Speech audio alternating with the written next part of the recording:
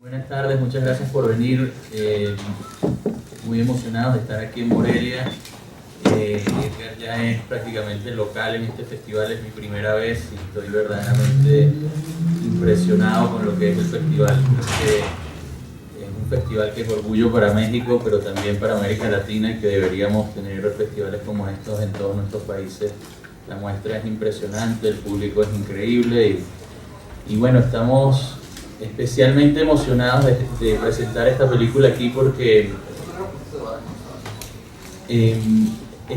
generalmente las películas sobre latinoamericanos son sobre narcotraficantes, violadores, criminales, todos esos estereotipos que tanto daño nos han hecho y que se han hecho tan evidentes recientemente en la política norteamericana han sido creados por un siglo de estereotipos en el entretenimiento, y nosotros nos planteamos hacer una historia de un héroe latinoamericano, un personaje positivo, de carne y hueso, con sus virtudes y defectos, pero que es una persona inspiradora, y pensamos en hacerlo en grande con un actor de la talla de Edgar Ramírez como protagonista, rodeado de leyendas de la historia del cine como Robert De Niro, John Turturro, Ellen Barkin, y que no sea una propuesta de latinos haciendo cine en Hollywood, sino una propuesta de cine latinoamericano con invitados de Hollywood.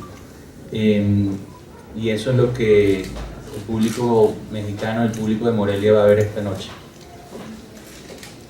No sé si puedo darle la palabra a Edgar, que lo conoce mejor que yo.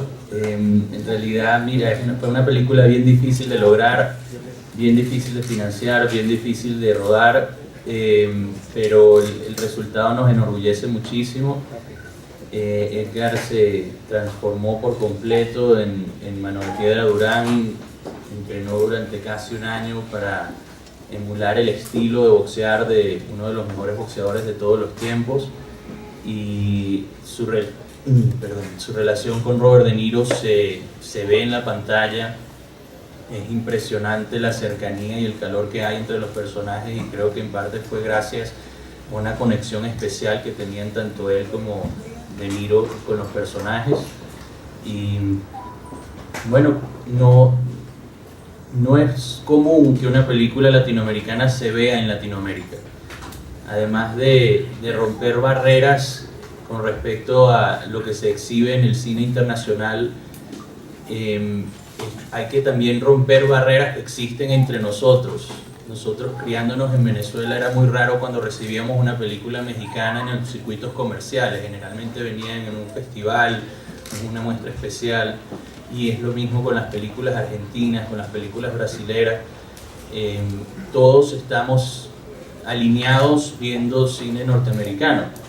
El privilegio que tiene esta película en este momento de ser distribuida en todos nuestros países de manera masiva y en cines comerciales es algo muy especial, y que esperamos sea un paso en la dirección correcta para que empecemos a ver nuestro cine y empecemos a hacer un cine exportable que cuente nuestras historias y las historias de nuestros héroes, que dejemos de esperar que los demás cuenten nuestras historias y comencemos a contarlas y a verlas nosotros para el mundo y para nosotros mismos. Hola, Omar Reyes de Televisa Espectáculos. La pregunta es para los dos. ¿Qué tanto sabían antes de involucrarse en el proyecto de Manos de Piedra? ¿Cómo subir a Robert De Niro, a John, a este proyecto? Y por último, ¿de qué se sienten más orgullosos de esta película?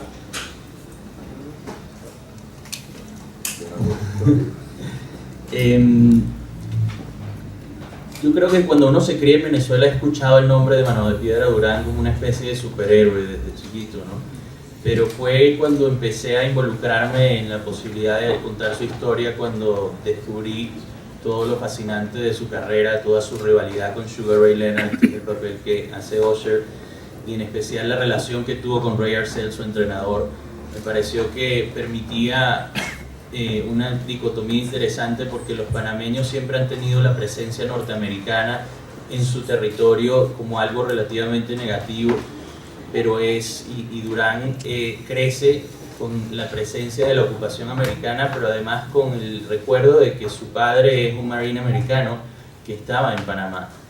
Y es con el tiempo que él empieza a boxear y es llevado a su máxima capacidad como boxeador gracias a un entrenador norteamericano.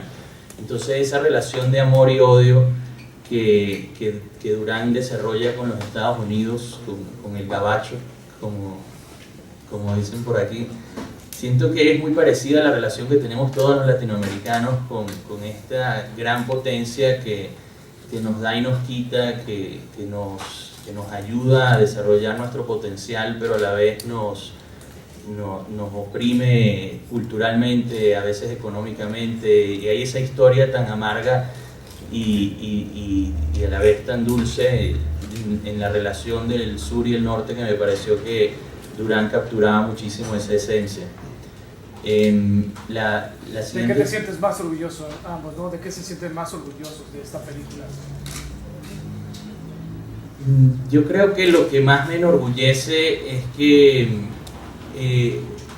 cuando nosotros estábamos en la alfombra roja de Cannes estaba sonando salsa a todo volumen. Nunca en la historia de la alfombra roja de Cannes había sonado salsa. Y creo que lo que más me enorgullece es eso, poder llevar un poco de nuestra cultura y de nuestra región a una plataforma global sin complejos y con el objetivo de celebrar lo que somos sin estarnos tratando de parecer a otros. Es una película profundamente latinoamericana que ha podido presentarse en plataformas internacionales mirando de cara a cara a las producciones de Hollywood y es una película que se hizo con las uñas. La productora es mi esposa y pueden preguntarle a Edgar lo casero que fue todo este evento. En realidad la editamos en un cuarto al lado de mi casa, o sea, todo se hacía como se hace el cine en Latinoamérica, con más presupuesto obviamente, pero la ambición de la película era tan grande que se sentía como si estuviésemos haciendo una película con el mismo presupuesto que las que hacemos en Latinoamérica, que es que simplemente no alcanza. Había que recrear 5 ciudades diferentes en 4 décadas diferentes, utilizamos más de 15.000 extras, 4 campeonatos mundiales conocidos, que además se puede ir a ver en YouTube las peleas de Lennart y Durán y las puedes comparar con las peleas de la película, por lo cual tenía que quedar impecable. Y todo eso hacía que todos los dólares que teníamos quedaran en la pantalla, porque era necesario que estuviesen en la pantalla. Y en este momento estamos en una liga en la que compiten películas de estudio que tienen decenas de millones de dólares y una infraestructura gigantesca, y a veces me preguntan qué se siente haber llegado a Hollywood, y la respuesta es no lo sé. Nosotros no hemos llegado a Hollywood, nosotros hicimos que nuestra película la vea el planeta, pero es una película latinoamericana. Yo me siento orgulloso de que logramos hacer la película, porque fue una película, como dice Jonathan, muy difícil. Me siento contento, creo que me siento muy orgulloso básicamente de las mismas cosas de Jonathan, porque fue un trabajo que hicimos, nos volvimos hermanos haciendo esta película, y obviamente yo descubrí en Jonathan una dupla creativa que marcó mi vida y que la va a seguir marcando por muchos años más. Porque esta es la primera de muchas películas que vamos a hacer juntos, un proyecto que vamos a tener. Como decía Jonathan, es una película que se hizo desde América Latina para el mundo entero, donde se invitaron actores de Hollywood, actores internacionales que estuvieran allí, y tuvo como los elementos están allí, pero se cambiaron. O sea, al final hicimos una película en Panamá, una película panameña, con Robert De Niro, con Ellen Barkin, con Arturo, con Usher, y es para mí es maravilloso haber tenido la oportunidad de representar un personaje tan contradictorio y como decía Jonathan, nos define tanto como latinoamericanos, porque él encierra muchas de nuestras contradicciones, una gran metáfora que además los mexicanos la entienden mejor que nadie, porque ustedes son los únicos que realmente tienen frontera con Estados Unidos. Panamá fue un país, como decía Jonathan, ocupado por muchos años por un poder extranjero, y es crecer con esa tensión constante. Nunca creímos que, es decir, este proyecto tardó muchos años en hacerse, por lo menos 7 años en hacerse, y mi mayor orgullo es haber logrado que la película se esté viendo en el mundo entero.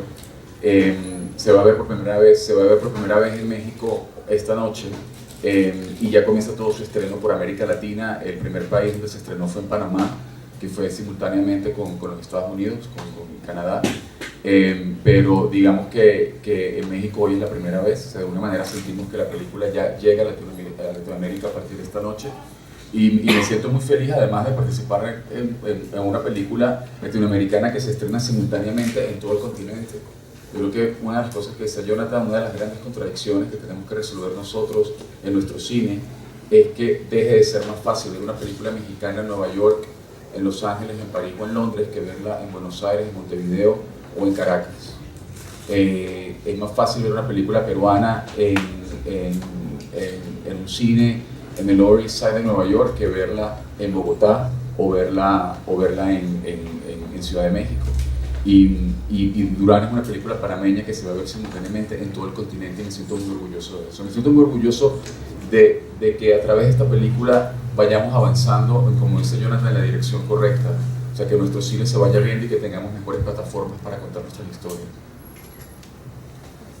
Bueno, sí, aquí José Romero desde Lima.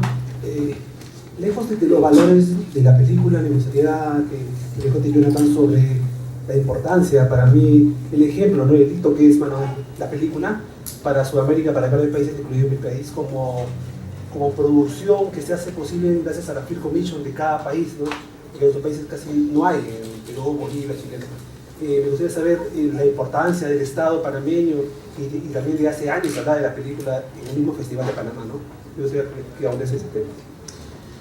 Bueno, el cine independiente en particular, y el cine latinoamericano en general, tiene la característica de que es muy difícil como negocio. Pero el cine es también una industria, y hay mucha gente que vive del cine y que trabaja en hacer películas. Y yo pienso que el primer paso acertado que hizo Panamá es que la Comisión de Cine no era parte de la Casa de la Cultura, sino del Ministerio de Comercio e Industrias. Entonces nosotros, a través de la película, pudimos presentarle un caso al Estado panameño de que esta película era buena porque iba a fundar las bases de una nueva industria para Panamá. A través de la película vino Congo Films, que es una empresa de alquiler de equipos gigantesca con sede en Colombia y en Chile, y montó una sede en Panamá.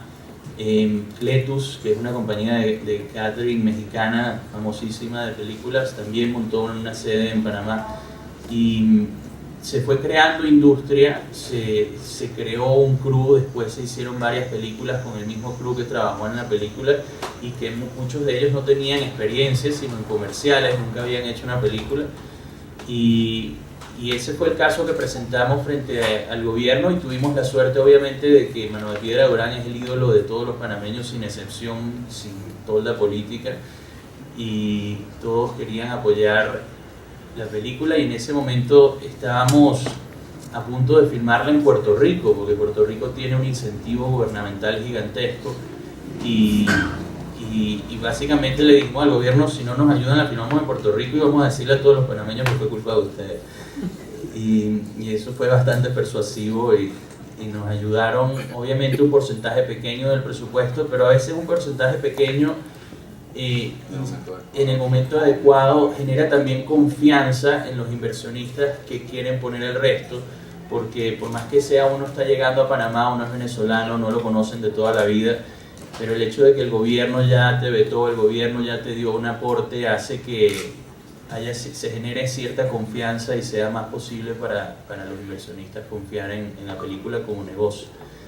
Creo que en Latinoamérica tenemos mucho por crecer en lo que a la Film Commission se refiere. Es impresionante lo difícil que es convencer a un estudio o una productora norteamericana de filmar en Latinoamérica, precisamente por la falta de incentivos. Tú filmas en el este de Europa y te devuelven el 30% de la inversión, y en Malta, en Australia te devuelven 35%, y en Latinoamérica no te devuelven nada. Y es muy difícil para las productoras de las películas grandes apostar por un lugar donde no te devuelven nada, aunque sea más barato y todo lo demás, pero simplemente estás en desventaja, ¿no? Y creo que debemos hacerlo. Por ejemplo, un país como Argentina tiene una infraestructura fílmica gigantesca, podría ser la potencia mundial de las producciones, pero no tiene incentivos para la producción internacional. Y ahí se podría filmar Europa, se puede filmar todas las locaciones del mundo, con crew local, con equipos locales, no tienes que traer nada, pero no hay incentivos, ¿no? Entonces creo que Latinoamérica está sacrificando una cantidad gigantesca de dólares que podrían entrarle a la economía local, y eso es un poco lo que empezamos a hacer en Panamá, y lo que esperamos que tenga continuidad no solo en Panamá, sino en los demás países de la región. Pienso que Colombia lo está haciendo mejor que nadie y tiene un incentivo bastante bueno, y los resultados hablan por sí solos. Están filmando series de Netflix, están filmando producciones importantes, películas por montón, que dejan decenas de millones de dólares en la economía local. Es muy difícil encontrar otra industria que te pueda dejar en 3 meses 10 millones de dólares en una ciudad. En 3 meses viene una gente y gasta 10 millones de dólares en la economía local. Consigue otra industria que haga eso. Y no se concibe como industria el cine en Latinoamérica, y yo creo que por falta de información. Es simplemente una industria que mueve millones de dólares en todo el mundo, y para la cual tenemos potencial, porque hemos hecho buen cine a nuestra escala en todos nuestros países, y tenemos potencial para hacer un cine mucho más ambicioso, y creo que con iniciativas como estas y con iniciativas de gobiernos que sí están viéndolo de la manera que hay que verlo, que es como una industria, podemos llegar mucho más lejos. ¿Qué tal aquí entre las cámaras aquí atrás? Hola, ¿qué tal? Para cinent.com. Edgar, te estás volviendo uno de los rostros más reconocidos latinoamericanos en Estados Unidos. ¿Qué tan importante es para ti, ahorita que está pasando esto en tu carrera, seguir haciendo estos trabajos en Latinoamérica y seguir colaborando con las industrias locales de todo el continente? Sí, es que para mí siempre...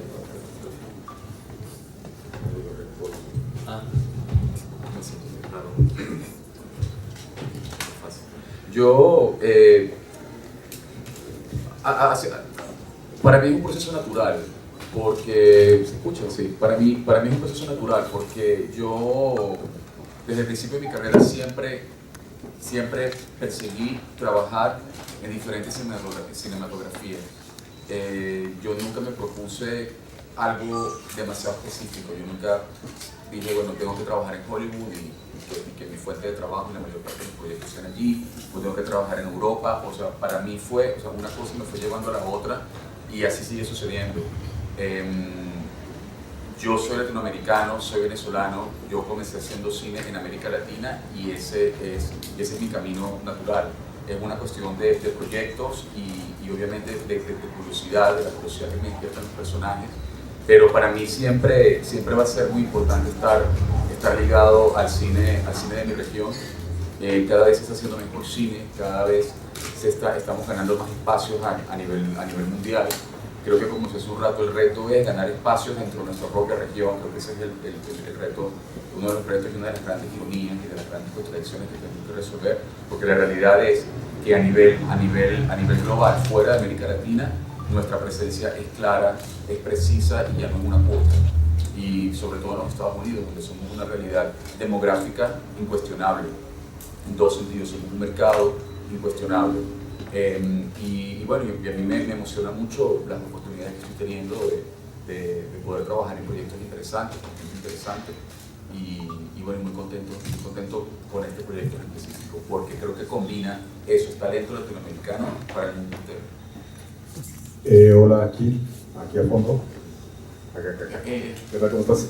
Edgar, me gustaría saber, bueno, César Huerta del Universal, me gustaría saber preparación de tu personaje y te llegaste a lastimar, digo, finalmente, aunque sean coreografías, pues hay que estar practicando y entrenando, ¿no? ¿Cuántos videos? Y la misma pregunta se extiende a Jonathan, al director, que finalmente es artífice de este proyecto. Gracias. Sí me llegué a lastimar, pero no peleando.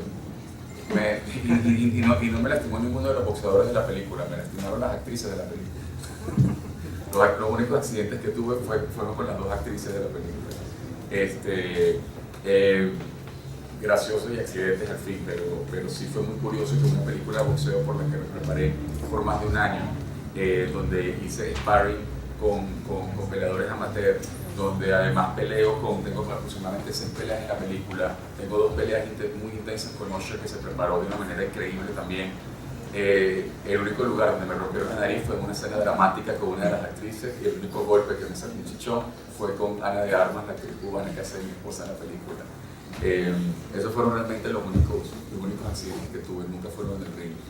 Creo que gran parte de lo importante de aprender a boxear y el gran privilegio que tuve a través de esta película de convertirme en boxeador, Usher también se convirtió en boxeador para esta película, es que te protege, porque aprendiendo a boxear, porque aún cuando haces coreografías, tu conocimiento del boxeo es el que te va a permitir que tú puedas en algún momento, cuando venga un accidente, lo puedas ver venir y puedas reaccionar.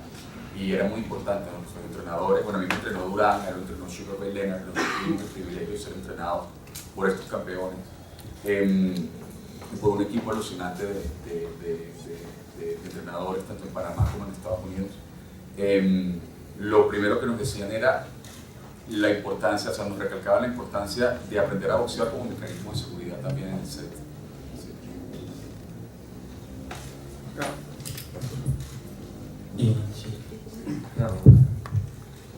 Sí, yo quiero comentar que normalmente una pelea de boxeo dura 1 hora, 1 hora y media. Edgar estaba boxeando 10 horas diarias por 5 semanas. A veces teníamos 500 extras alrededor del ring, y si tienes 500 personas en Panamá, tienes por lo menos 50 boxeadores, porque es un deporte nacional. Y te digo que todos estaban con la boca abierta, nos decían, esto no es humano, porque es algo que para lo que te preparas es 1 hora, y él seguía, y de verdad que la preparación física de Edgar fue algo impresionante, y creo que el resultado habla por sí solo. Lo que me preguntaban hace un rato de qué es lo que más me enorgullece, yo creo que la actuación que logró Edgar es algo que con lo cual estaré orgulloso como director, así no vuelvo a hacer una película más nunca en mi vida. Acá atrás, Edgar, Jonathan, acá. El principal reto que tuvieron para realizar esta película, ¿cuál fue? Porque hacer una película biográfica, sobre todo de uno de los boxeadores más importantes en la historia, que fue Roberto Durán, ¿cuál fue para ustedes el principal reto que tuvieron y sobre todo el apoyo que tuvieron por parte del mismo Roberto Durán en la película? Lo que pasa es que eran tantos los retos que yo no los concibo como separados, yo concibo como un gran reto. Lograr el arte, lograr la época, lograr hacer una superproducción en un país que no tiene la tradición de cine necesaria y que tuvimos que importar industria para lograrlo. Trabajar con esa mezcla de idiomas. Trabajamos con un niño de El Chorrillo, que es el barrio en el que se crió Durán, que no es actor profesional, nunca había actuado en su vida, y mezclar eso en una película con Robert De Niro, traer a Robert De Niro a Latinoamérica, o sea, todo era extremadamente ambicioso. Yo creo que y el reto quizás más grande, si tengo que decir uno, es que estamos recreando algunas de las mejores peleas de la historia del boxeo. Todo el mundo conoce a Sugar Ray Leonard, todo el mundo conoce a Roberto Durán, conocen sus estilos, son irreemplazables. Y se pueden ver las peleas incluso hoy en día, ¿no? Entonces eso quizás era la ambición más grande, pero creo que es una de tantas cosas que fueron complicadas y que en el fondo es lo que hacía el proyecto tan emocionante para todos nosotros, porque a veces la gente quiere que las cosas sean fáciles, pero yo generalmente agradezco más bien cuando las cosas son difíciles, porque he visto que los resultados terminan siendo mejores cuando uno hace el esfuerzo muy por encima de las capacidades que uno creía que tenía. Y después de haber logrado hacer la película, de filmarla, de entrenar, de tomarla, de tener el equipo, de lograr hacer la película, era esperar que le gustara a Durán. Sí. Porque entonces, después de tener lista la película, porque con Durán puede pasar cualquier cosa, y esa es la magia y la belleza de él como personaje y como hombre, que Durán es exactamente lo que ves. O sea, él es claro como el agua, y él vio la película en Cannes por primera vez, y obviamente todos estamos muy nerviosos, o sea, no solamente porque estábamos en Cannes y en el Palais del Festival, con una de las audiencias más exigentes del planeta, sino que teníamos a Durán allí, que nunca había visto la película. O sea, el nivel de tensión era enorme, y logramos que él, porque si no le gustaba la película, él iba a decir no me gusta, y ya. Sí, había peligro físico. Un peligro físico bastante claro, que yo conozco bastante bien. Y lograr, y obviamente el Cholo, como dijo la Durán en Panamá, en lo que terminó la película, estaba llorando. Y eran lágrimas de alegría, y ya no lo podía negar. La película le encantó, y está en video además. Está en video, Durán llorando, y ahí dijimos, lo hicimos, ¿no?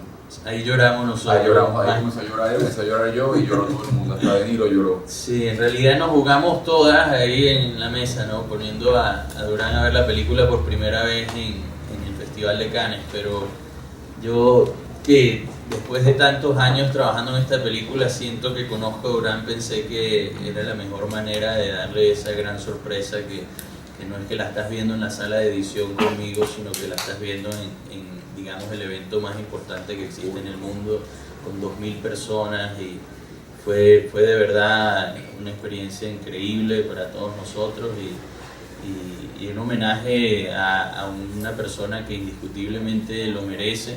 Nosotros cuando llegamos al hotel Carlton de Cannes, que es, digamos, el hotel más lujoso que existe en Cannes y en el festival, yo entré con Durán, y lo recibió una persona que le entregó el libro dorado del Hotel Carlton y le dijo: al Festival de Cannes todos los años vienen muchas estrellas, pero es muy raro cuando recibimos una leyenda, y este libro lo guardamos para personas como usted.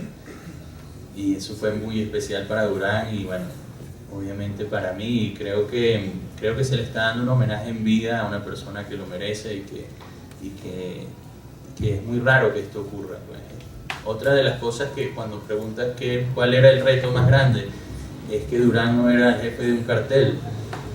Es mucho más fácil hacer la película del jefe de un cartel. Creo que cada año salen 2 películas sobre Pablo Escobar, o una serie, o una telenovela. Durán no se dedicaba a eso, y eso hacía mucho más difícil hacer su película, y quizás es el reto que fue más difícil a nivel de luchar contra los estereotipos, y que nos enorgullece más haber logrado. Jorge Onay Media. La película es de boxeo, sin embargo hay un factor bien importante, que es la parte mental, la preparación que tiene Durán durante su proceso boxístico. Algo que me llama mucho la atención es el momento en el que él se enfrenta a estos procesos mentales, cuando su propio pueblo empieza a negarlo por lo que sucede en su proceso boxístico. Me gustaría saber para ti qué representó ese momento específico en la vida de Durán, de tener que enfrentarse mentalmente a algo para lo que tal vez no estaba tan preparado. Claro, es que justamente una de las partes más dramáticas de la vida de un boxeador, y es porque, bueno, primero, todos de alguna manera, y estoy seguro que todos estarán de acuerdo conmigo en esto, nosotros utilizamos metafóricamente la palabra luchar, pelear por cosas. Yo peleé bastante por lograr estar aquí, yo peleé muchísimo para lograr comprar mi coche, yo peleé mucho para lograr sacar mi carrera en la universidad, pero los boxeadores literalmente pelean para llevar comida a la casa. O sea, realmente se dan golpes para llevar comida, y eso inmediatamente cambia la dinámica por completo. O sea, tú realmente te ganas tu comida a golpes. Y por lo general el boxeo, y de allí creo que viene es ese elemento épico que tiene el boxeo, por lo general es el deporte del hombre pobre, ¿no? donde tú ves estos niños. Yo entrené en lugares muy populares de Panamá, era para mí muy importante hacerlo, y yo entrenaba con los chicos. Yo lo escuchaba, eran mis compañeros además ellos no me conocían mucho, entonces no mediaba el tema de que yo era actor. Yo decía, bueno, ese es el tipo que va a ser el cholo, pero no había, me trataban de una manera muy normal. Y yo los escuchaba, las historias que ellos contaban. Decían, bueno, es que yo estoy cuadrando esta pelea porque si logro lograr el peso y me monto en esta pelea, me monto en esta pelea, voy a lograr pagar la renta, voy a poder comprar a mi mamá tal cosa que le quiero comprar, o voy a poder pagar tal medicina. Eso eran las historias todo el tiempo. Entonces, son niños que no han comido, que comen muy poco, que cuando logran el éxito, cuando logran cuando logran convertirse en campeones, de no tener nada, pareciera tenerlo todo. De no ser nadie, pareciera ser todo para todos. Y eso es muy difícil de asimilar. Y obviamente yo como actor me puedo relacionar de alguna manera en eso. El tema de lo que la notoriedad y el tema de la fama y la percepción puede causar en una persona, el nivel de presión. Pero aquí estamos hablando de alguien que no tiene, porque lo más triste, y esto lo han dicho varios expertos, y bueno, por mi trabajo con Naciones Unidas, son cosas de las que siempre estoy conversando, que lo más dramático de la pobreza no es no tener que comer, no es no tener que ponerte, no es no tener un techo, sino sentirte nadie, sentir que eres invisible para la sociedad, sentir que no eres nadie. Y es muy fuerte no ser nadie, sentir que no eres nadie y de repente tener las expectativas de todo el mundo sobre ti, y además estás montado en un ring, tienes a un tipo que sabes que está perfectamente capacitado para reventarte la madre, exactamente allí, y encima tienes a toda una audiencia que si te equivocas en esto te comienzan a gritar cosas que sabemos claramente que se gritan en el boxeo, hombres que en su vida han hecho un esfuerzo físico más allá de levantar una cerveza y tienen un barrigón, que comienzan a gritar al boxeador cómo tienen que pelear, porque me pasó cuando yo comencé a ir a las peleas profesionales. Toda esta introducción te la hago porque ese periodo de ajuste no existe, dura muy poco, o sea, pasas de ser nadie a ser el campeón mundial, y eso es muy difícil de asimilar, porque no tienes ni las herramientas emocionales ni las herramientas intelectuales para poder lidiar con eso, y es una presión muy grande, y eso está en la película, y le pasó a Durán de una manera espectacular, pero la vive cualquier boxeador y cualquier deportista también en general, ¿no? Y eso es una de las cosas más dramáticas que tiene la película, cómo de pronto eres el dios y fuiste capaz de aglutinar la identidad de un país, y de un país como Panamá, que en ese momento vivía uno de los periodos más turbulentos de su historia, siendo un periodo colonial, una colonia, era un país que estaba roto en la mitad por un canal, un país que nació de una obra de ingeniería con el cual el pueblo siempre tiene una relación de amor y odio, porque básicamente era un país picado en la mitad con otro país en el centro. Y de pronto te equivocas en algo y eres lo peor, y la misma gente que te estaba aplaudiendo el día anterior te está tirando tomates, te está tirando botellas de cerveza, te está tirando palomitas de maíz, y es muy duro, porque al final el público, la audiencia se convierte en otro oponente, se convierte en otro contrincante. De allí el tema mental, de cómo poder de alguna manera cancelar todo el ruido y poderte concentrar. Eso es muy difícil, y los mejores boxeadores son aquellos que han logrado realmente estar, y nosotros, esta película, lo que la hace tan especial es que se concentra en el aspecto psicológico del boxeo, porque en el boxeo, como lo dijo Ray Arcel, y esa frase está en la película, si tú pierdes la cabeza, pierdes la parte más importante de tu cuerpo, si tu cabeza, y eso se aplica a la vida. Nosotros podemos tener, y eso lo sabemos por nosotros mismos y con gente cercana a nosotros, cuántas veces no hemos conocido a alguien con talentos extraordinarios para cualquier cosa en la vida, pero que no han podido colocar su mente y su foco de atención en el lugar adecuado. El talento no sirve de nada si el foco no está en el lugar adecuado, y eso aplica para la vida, y eso es uno de los temas más importantes de la película. Acá atrás, de este lado. Ulises Castañeda, del periódico La Crónica y revista Encuadres. Dos preguntas, una para Jonathan, acerca precisamente profundizar en esta parte de el contexto político, cómo juega un papel importante en la vida de Durán, cómo es que tú lo introduces para enriquecer más la figura de este personaje. Y para Edgar, tu opinión acerca del momento que vive la comunidad latina en Estados Unidos, tomando en cuenta que cada vez hay más rostros, ¿no?, de latinos en ese lugar. Gracias. Bueno, en cuanto al contexto político, el Chorrillo, que es el barrio en el que se cría Durán, era el barrio más pobre de Panamá y era fronterizo con la zona del canal, que era la zona de los americanos.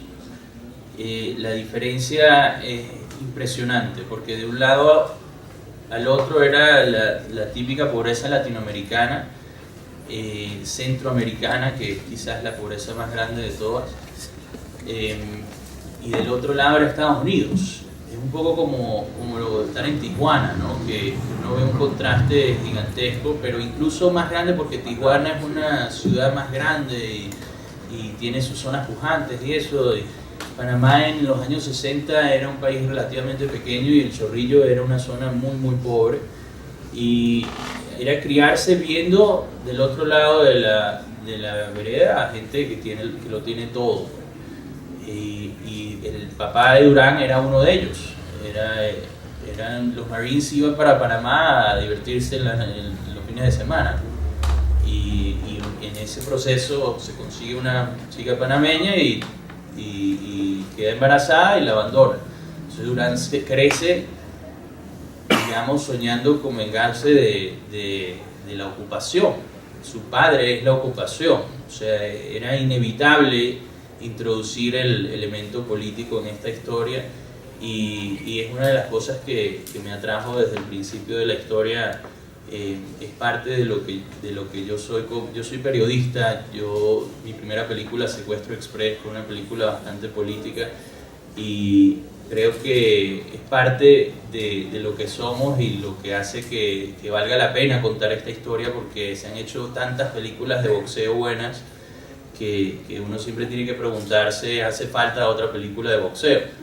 Y creo que en parte lo que hace que haga falta contar esta historia es que en particular este caso específico, con todos los elementos culturales, nunca se ha contado, y creo que es esencial a lo largo de toda la historia, no solo en su infancia. Cuando Durán pelea la segunda pelea contra Leonard en New Orleans, le traen a Ray Charles para cantarle America the Beautiful, y hay una especie de ceremonia de celebración del imperio americano, y eso es parte de lo que lo desmoraliza y parte de lo que hace que Leonard gane la pelea psicológica.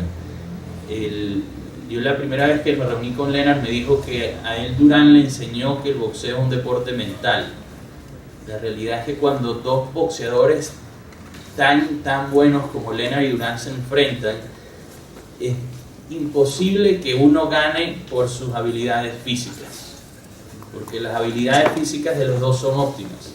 El que gane es el que tenga las habilidades psicológicas, y la primera pelea la gana Durán porque logró ganar la batalla psicológica, y la segunda pelea, que es la debacle más grande de la historia del boxeo, es en realidad un triunfo psicológico gigantesco para Leonard. Bueno, obviamente son días cruciales para los hispanos en los Estados Unidos, desde muchos puntos de vista. Obviamente el voto hispano va a definir las elecciones en los Estados Unidos, y obviamente el asunto de nosotros como hispanos ha sido un punto muy importante durante toda la campaña. Como decía hace un rato, nosotros somos una realidad demográfica en los Estados Unidos, incuestionable, innegable, y de hecho un gran misterio para muchos norteamericanos poder entender exactamente cómo es esa realidad demográfica, porque existe la concepción equivocada de ser asumidos en los Estados Unidos como una raza, y nosotros no somos una raza, nosotros somos una cultura compuesta de muchas razas y compuesta principalmente de la mezcla de muchas razas. Y eso es algo que es inédito, eso es un fenómeno, eso es un fenómeno a nivel global que es muy difícil de comprender fuera de nuestra propia, de la hispanidad, porque solamente nosotros lo podemos, y de hecho nosotros todavía tenemos que invertir mucho tiempo en entender exactamente qué fue lo que pasó aquí, que se generó esta civilización tan particular, porque existimos latinos, hispanos, de todas las razas, de todas las religiones, de todos los grupos étnicos, y todos nos sentimos latinos y nos sentimos hispanos. Y eso es algo que obviamente dentro de los Estados Unidos es una realidad, y obviamente el Estado de nuestros derechos se va a definir, se está definiendo ahora. Y es cuando tenemos que estar muchísimo más conscientes. Y muchísimo más conscientes de que ya dejamos de ser una cuota en los Estados Unidos. Dentro del mundo del espectáculo ya dejamos de ser una cuota porque nosotros somos los que estamos haciendo las películas. O sea, la gente que está escribiendo las películas se crió con alguien que es hispano, su profesor fue hispano, su mejor amigo, su mejor amiga, su pareja, la persona que tiene al lado. Es decir, ya no es, yo no considero que sea un tema de cuota. Hay muchísimo trabajo por hacer y lo que principalmente tenemos que entenderlo somos nosotros, ¿no? O sea, dejar un poco de... Es decir, existe un problema, existe una intención de opresión, eso es natural. Hay que estar consciente de ella y seguir trabajando para minimizarla y para minimizar los estereotipos, incluso entre nosotros mismos. A mí me llama muchísimo la atención, y bienvenido cualquier comentario que quieras hacer, porque tiene comentarios muy interesantes sobre esto, porque esto es algo que nosotros hemos estado hablando, y además él escribió un artículo muy bueno sobre esto hace un par de meses. Por eso me encantaría luego en breve darle el micrófono a Jonathan. A mí me llama muchísimo la atención cuando periodistas hispanos durante los junkets y durante las entrevistas me dicen: Edgar, ¿y qué se siente? ¿A ti no te da miedo que te estereotipen como latino en el cine de Hollywood? Yo digo, ¿pero de dónde soy yo? O sea, ¿qué soy yo? Yo soy latino, ¿cómo me va a dar miedo que me estereotipen? Los estereotipos no tienen nada, los estereotipos y los clichés no tienen nada que ver con el origen étnico, con el origen, con la raza, con la religión, con la orientación sexual de la gente. Los estereotipos tienen que ver sencillamente con la bidimensionalidad. O sea, los estereotipos no tienen profundidad, no son tridimensionales, por lo tanto son aburridos y son inexactos y son caricaturas. Y existen estereotipos de todas las razas, de todas las religiones, etc. Entonces, a mí nunca me ha preguntado un periodista no hispano, un periodista gringo o europeo, jamás me ha preguntado: ¿te da miedo que te estereotipen como latino? A mí jamás me ha preguntado eso. Solo me lo preguntan los periodistas hispanos. Y allí te das cuenta que entonces hay mucho trabajo de remoción de capas que tenemos que hacer nosotros para quitarnos los propios estereotipos que nosotros mismos hemos comprado y hemos internalizado. Sí, bueno, yo creo que el artículo al que se refería Edgar, yo invitaba a la gente a reflexionar sobre eso, que había todo un escándalo porque Donald Trump dice que los latinos somos narcotraficantes, violadores y criminales. Pero tú cambias el canal y ves una serie de televisión donde ves latinos que son narcotraficantes, violadores y criminales. Vuelve a cambiar y veo una película donde somos exactamente eso. Entonces, llega un momento en el que hay que aceptar que el contenido del entretenimiento tiene consecuencias políticas.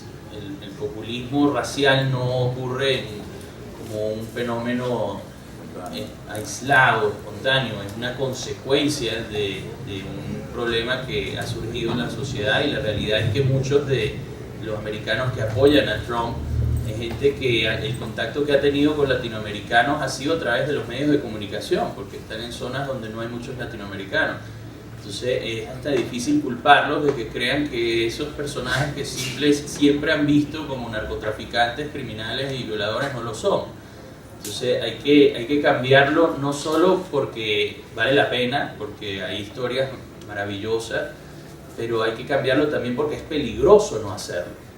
Porque si seguimos creando sociedades en las que estos estereotipos son aceptados como realidad, pueden surgir personas peligrosas como Donald Trump. O sea, es una cuestión ya de supervivencia de las propias sociedades. Y creo que es algo que no solo se extiende a Estados Unidos, creo que se extiende a nuestros propios países, que generamos nuestro propio contenido en telenovelas, generalmente sobre narcotraficantes, sobre violadores y sobre criminales. O sea, llega un momento, y yo no tengo nada en contra de esas historias. Yo hice una película sobre un secuestro express. Yo no creo que se trate de negar esa realidad, porque es fascinante nuestra realidad. Pero cuando llega un momento en el que todo lo que se ve es eso, hay pereza, pero también es peligroso, porque eso inevitablemente son los íconos que terminan mirando a nuestros hijos, son los héroes que terminan formando los valores culturales de lo que somos. Y creo que es peligroso para nuestra identidad, y es peligroso para la identidad de Estados Unidos, y creo que esos grandes cineastas latinoamericanos que tenemos hoy en día en todo el mundo deberían por lo menos pasar por el proceso de búsqueda y ver si hay alguna historia latinoamericana sobre un personaje positivo que les parezca interesante, porque los hay, tenemos héroes en cada uno de nuestros países y es más difícil hacer esas películas, pero vale la pena, uno se siente orgulloso después de hacerlas. Tenemos una última pregunta. Daniela Nuño de Love Cinema. Edgar, interpretar cualquier personaje lleva una responsabilidad, pero en este caso estás interpretando a una leyenda que además está vivo. Entonces, háblanos un poco de esta responsabilidad que tuviste que asumir. Es un héroe latinoamericano, sobre todo a Panamá, pero en general. Sí, bueno, primero, y yo lo decía en la conferencia, no, lo decía durante la sección de preguntas y respuestas anoche de la chica del tren, que cuando haces un personaje biográfico o cuando haces un personaje que está basado en un libro que la gente conoce, del cual tiene su propia idea, y obviamente un personaje público que la gente conoce también, que como tú dices está vivo, y que cada quien ha tenido una experiencia personal con ese personaje, pues es muy difícil y creo que no resulta favorable intentar hacer una fotografía, porque es imposible. No se trata de hacer una fotografía, se trata de hacer una pintura, una aproximación a la esencia de ese personaje. Y fue lo que yo intenté hacer con Durán. Yo he tenido la gran oportunidad de representar personajes biográficos antes, desde grandes héroes como Simón Bolívar, como el gran libertador de Sudamérica, como el Chacal, como Carlos el Chacal, el terrorista más famoso del mundo antes de Bin Laden, ¿no? Entonces, sí, exacto, bueno. Pero el tema es que